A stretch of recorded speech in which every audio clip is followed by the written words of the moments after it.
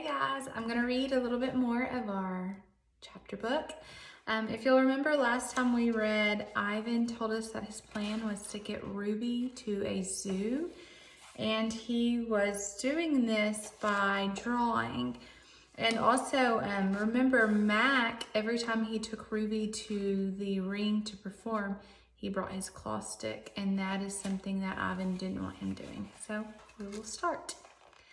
I close my eyes, I dip my fingers into the paint. When I'm done with one piece of paper, I set it aside to dry. It's so small, just one sheet, and I'm going to need so many.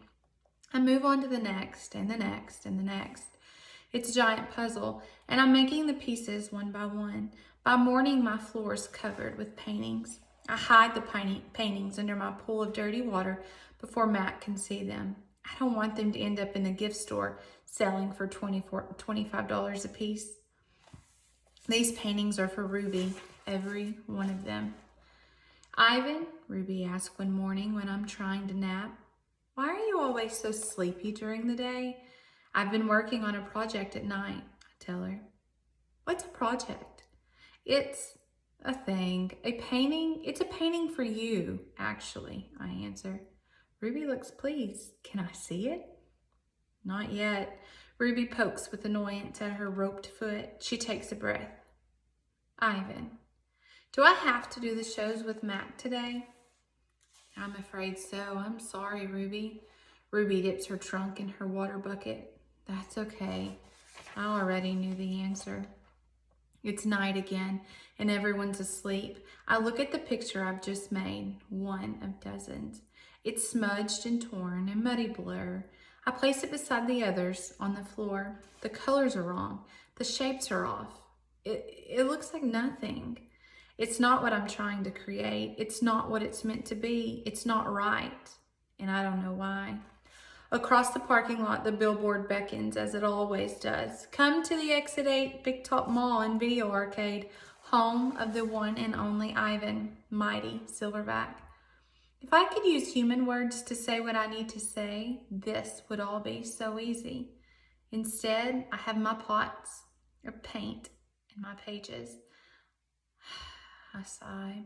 My fingertips glow like jungle flowers. I try again. I watch Ruby go around the ring in endless circles, going nowhere. More visitors have been coming, but not many. Max says Ruby's not picking up the slack after all. He says he's cutting back on our food. He says he's turning off the heat at night to save money. Ruby looks thinner to me, more wrinkled than Stella ever was. Do you think Ruby's eating enough? I ask Bob. I don't know. I'll tell you one thing though, you're sure as heck painting enough. Bob wrinkles his nose. That stench is unbelievable. And I found yellow paint in my tail this morning. Bob isn't happy about my night painting. He says it's unnatural. Now, while I work at my art, Bob sleeps on Knot Tag. He claims he prefers her because she doesn't snore. He says her belly doesn't rise and fall and make him seasick. What's the plan of yours anyway? Bob asks. If you explained it to me, I could help out. He gnaws at his tail. Maybe I could come up with something that doesn't involve, paint. I can't explain it, I tell him. It's an idea in my head, but I can't get it right. And anyway, I'm almost out of supplies. I should have known I wouldn't have enough. I kick at my tire swing. It's spattered with drops of blue paint. Bob says, smelly idea. Most of the day I doze. Late in the afternoon, Mac approaches. Bob slips under Knot Tag. He prefers to keep a low profile around Mac. Mac's gaze falls on my pool. A corner of one of my paintings is visible. What's that, big guy? He asks. I calmly eat an orange, ignoring him, but my heart is racing. Mac kicks at my plastic pool. Underneath it are all of my paintings. Mac yanks on a piece of paper. It slips out easily, and he doesn't seem to notice the other paintings. The page is striped with green, which is what happens when blue paint and yellow paint mix together. It's supposed to be a patch of grass. Not bad. Where'd you get the paint anyway? George's kid? He considers. I bet I can get 30 for this picture, maybe even 40. Mac turns on my TV. It's a Western. There's a human with a big hat. He has a shiny star pinned to his chest. That means he's the sheriff, and he'll be getting rid of all the bad guys. If this sells quick, I'm getting you some more of that paint, buddy, Max says. He walks away with my painting, Ruby's painting. For a moment, I imagine what it would be like to be the sheriff.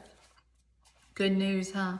Bob says when Mac's out of earshot. Looks like you might be getting some more supplies. I don't want paint from Mac. I'm painting for Ruby.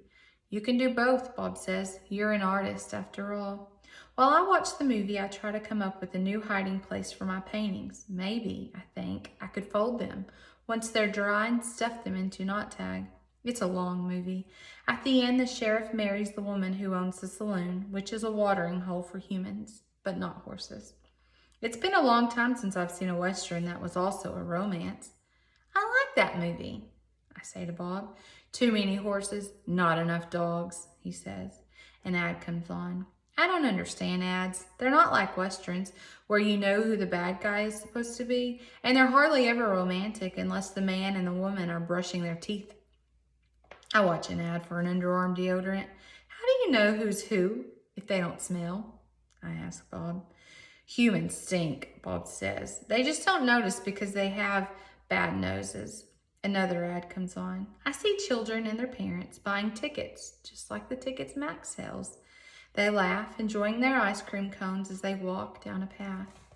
They pause to watch two sleepy-eyed cats, huge and striped, dozing in long grass.